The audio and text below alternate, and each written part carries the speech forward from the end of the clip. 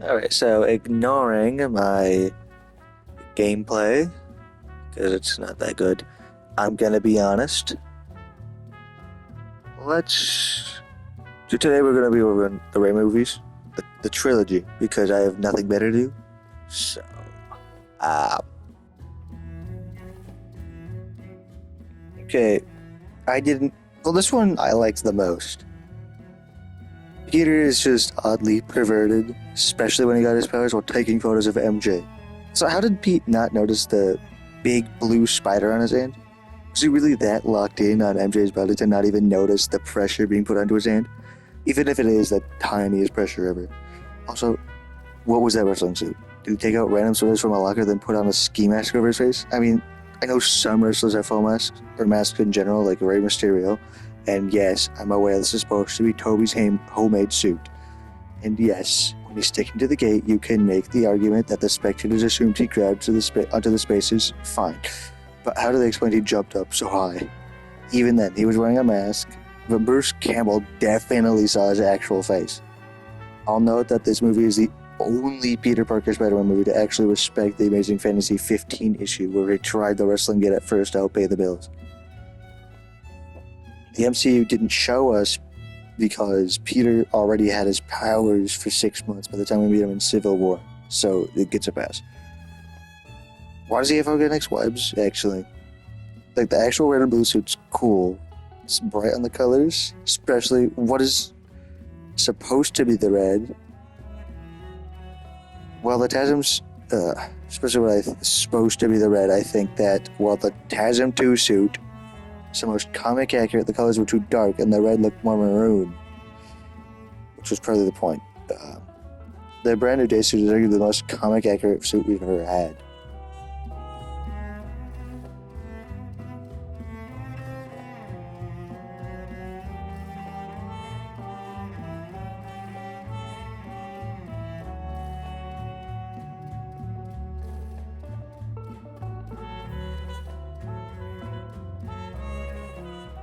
The story in Brand New Day looks like it's inspired or adapting the other comic run, where Peter had a mutation and gained new powers, which included the organic webbing. The problem with Toby having organic webbing is that he didn't undergo an upgrade like Peter did in the comics. The comics, Peter ultimately had these powers until the comic that One More Day was, one of the comics of all time. But then again, the movie did come out before the two comic runs. Even then, it was repeatedly shown that Peter uses tech to shoot his webs. 6 out of 10. Let's move on to the next one. I'm going to be honest. I did not like this one at all. But this one was the best one of the trilogy. That intro, it's so long. 3 minutes of looking at the important parts of the movie, of the previous movie, followed by Toby's monotone, "Oh boy," and his quick interaction with the kid he saves from a speeding bus. No playing in the streets, like they could have died. But they got saved by their hero, and he just has 2 sentences? Like, come on. Pizza's not as iconic, though. The line, "He stole that guy's pizza," got a chuckle out of me. If you can't tell, I'm not a voice actor. The broom sequence was long, a little too long. I was wondering why Peter blankly stared at Mr. Aziz after being fired, and then gets mad at Triple J, but understandably so. Triple J scenes always make me laugh. So why did we need a Peter and Betty romance that never happened? Was it really necessary? So Kirk Connors, the Lizard, I think was supposed to be in the 4th movie when he was joined alongside 5 other villains for the Sinister Six, but we never got to see it. I had rumors, but I won't believe it until I see it. I'll make a new video if there's a 4th Toby movie. I'm also pretty sure Harry starts hitting on MJ soon in the movie. He doesn't. That was wrong. Writing out the script, and this Spider-Man 2 one is long, so I'm gonna be quick with it. Then again, it is a fun trio until later in the movie. Also, why was May so loud? Like, my speaker, I had to turn that up because of how quiet the movie was. And then all of a sudden it was like, "Yes, you can," when they would talk about money, like a $20 bill. May just, could have made me deaf. I know Peter is awkward, but, I know he has a better pickup line than... I was wondering if he was still in the village. We even qualify that as a pickup line. Also, Peter getting the press over MJ not liking him was so anti-Spider-Man of him, like, really egotistical. We all know it's Harry today. It wasn't. But I bet back then people were shocked. I mean, do we call Otto saying he won't blow up the city foreshadowing? I don't think so. I also wrote the Spider-Man 2 bit of the script while I was watching it, so that's why. Also, isn't Peter supposed to be a super genius? Why did he wash his red and blue suit with white clothing? The only indication that we get of Peter being a super genius is that he works with Otto and that he knows literacy. The front guy gets old pretty quick, but the concentrating sets kind of makes up for it. And yes, Abby does like Peter romantically, and does not like Harry romantically until Spider-Man 3. Oops. She likes John Jameson. I guess Peter convincing kids to eat vegetables is sort of funny and probably the most Spider-Man will ever get. Toby's theme is actually good too. Like, I'll be honest. Theme is iconic and it's actually pretty good. The whole bouncer fixing Peter's attire was not needed. So much ashamed to like Spider-Man's iconic theme after this movie, because some people might associate it with the horrendous singing, but they likely are an amazing vocalist outside of the movie, and they just asked her to sing horrendously for a joke. And we finally get to see who MJ was talking about, some random dude. After Peter sees this, his powers cut out? Really? I thought it was a midlife crisis. Is it spinning away home? Ah well. Can't take the MCU for everything. Why is Peter's powers tied directly to his love life?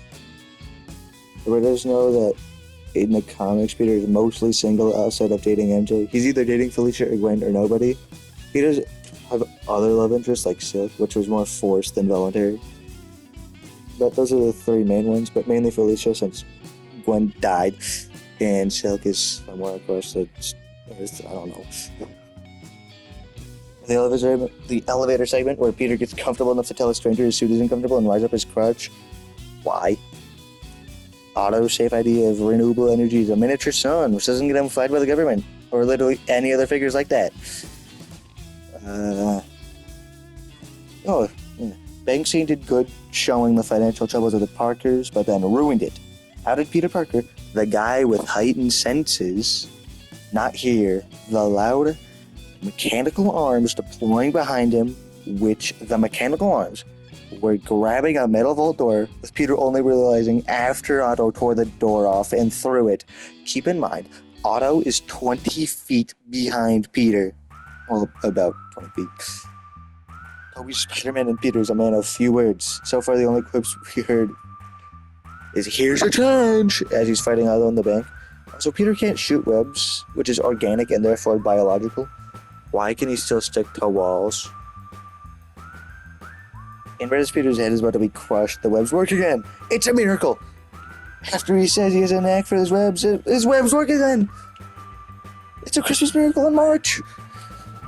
So Otto was dead, but that forced Peter put into throwing a table at Otto, which made Otto fly out the building, crash into a taxi with the table still with him. That would definitely crush him, regardless of the mechanical arms. Otto has zero powers other than being highly intelligent. So why is this lady running at the camera and screaming at it? So far, 90% of the movie has been someone screaming, "Oh no, guys! The villain turned around the corner! He escaped!" Well, we gotta wait for him to commit a crime or to let Spider-Man handle it. The NYPD isn't morons. No cops are. No cop will realistically ever give up if a suspect turned a corner, and now I was writing this. Now at the science party with Triple J's son, John Jameson, it's revealed John Jameson is the random guy we saw earlier with MJ. Now Peter's power won't work because he can't be with MJ. Great, now it'll just be a Peter Parker movie until he gets his powers back. Nobody likes a Peter Parker movie. I mean, look at Spider-Man Lotus. Seems like Lotus took inspiration from the worst Raimi Trilogy, except somehow made it worse. Worse of the Raimi Trilogy. There also has to be a better song to introduce the MJ and John dating. It sounds like a chicken dance, except the instrumental version. I'm gonna say it right now too. maybe this MJ isn't the best MJ. Might be the worst MJ, actually.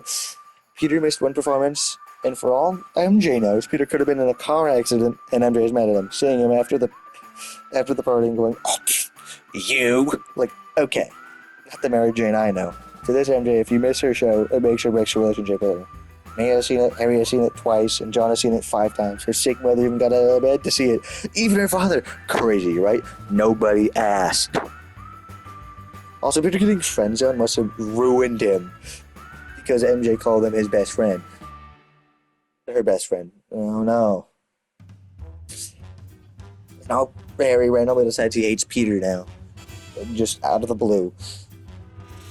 Also, if the civilians are gasping at a slap, imagine their reaction to a punch. Probably a scream. Oh no! MJ's getting married. I did write this pretty fast. So if I'm rushing, that's why. Peter's powers won't work. Oh, if only MJ didn't marry John, there would still be a Spider-Man. Oh, it's all MJ's fault. Like, okay. Also, do we really need CGI for the swinging and the fighting? Peter, hear this with the robotic. Why is this happening to me? Like, come on. Wow, did they put comic cover or panel where they put the his suit in the dumpster and walked away? That means it's the best movie ever conceived, which is not true. It's the writing that makes the story good, not the visuals. The lingering lenses means, I don't know. Well, Peter attended MJ's play, and now they're friends again. Wow. Now Peter's huge ego is going to ruin it because he can't fathom not being married to Mary Jane and letting her be happily married to John Jameson.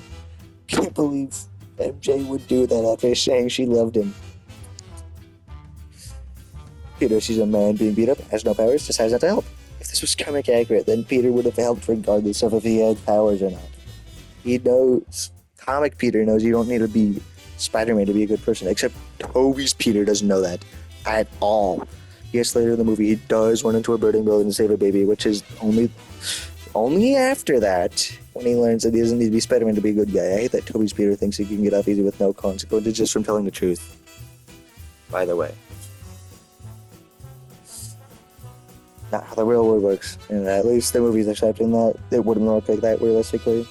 What I want to know is why the baby was in the closet when Peter ran out of the burning building. Not good parents if they left their baby in the closet.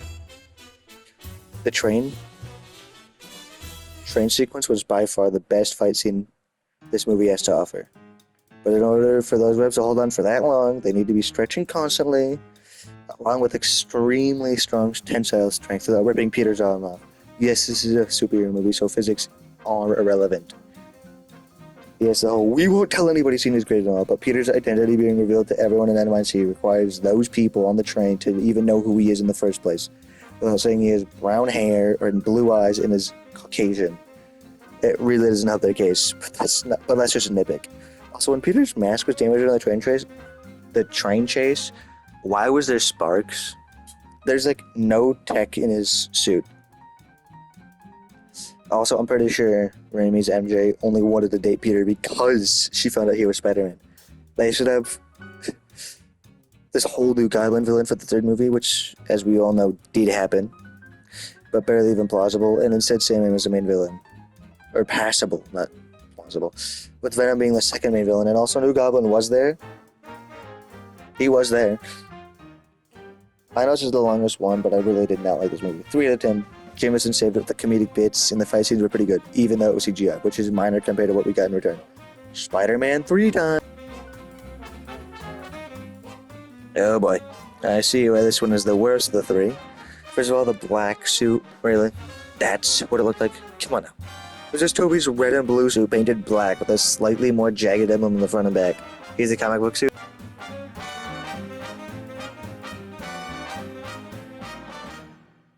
And here's the before and after of Toby's 2 suits.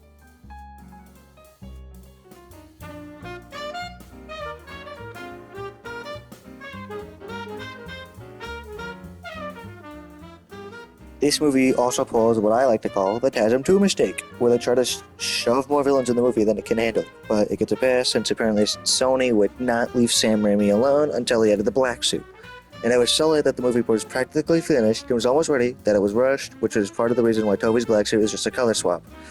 But anyway, another thing I noticed was that Tobey, when he got the black suit, shifted way too fast to being aggressive. Sure, Insomniac Spider-Man 2 did the same thing, but in the game's universe, Peter had the black suit for like 3.5 days.